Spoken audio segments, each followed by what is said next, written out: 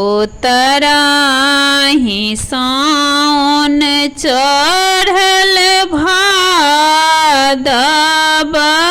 चहुदिसी कारी रे ललना रे रीमिक झिमिक मेघ बड़ी साता बादल हरखिता रे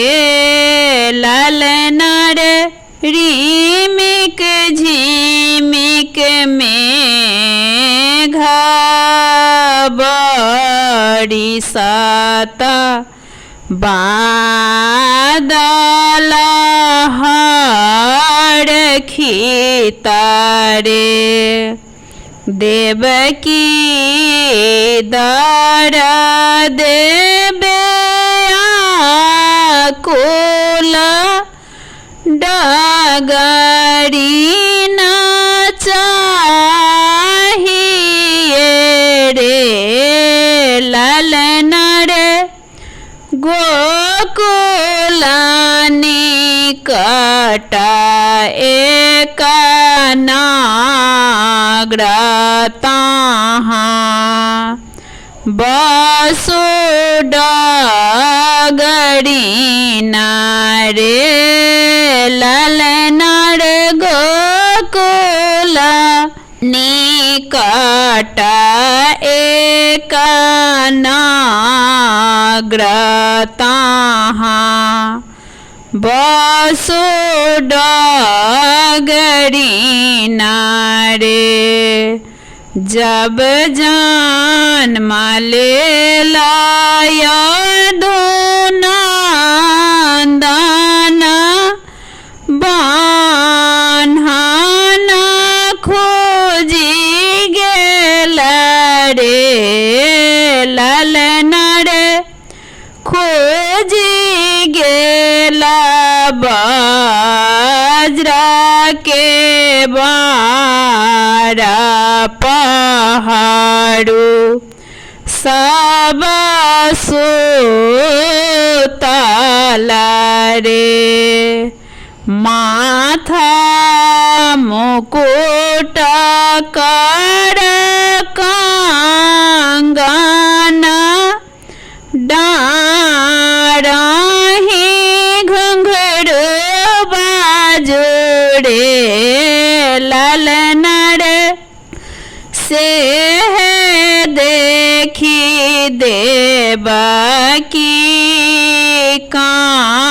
कानाला देहारी मूर्छाई खसुरे ललना रे स्याह देखी देवकी कानाला देहारी मूर्छाई खसुरे किए दैव देलानी जे कंसहारी लेलनी रे ललना रे जोनी कानो आहा देवकी जोनी पछताओ रे ललना रे इहो बालक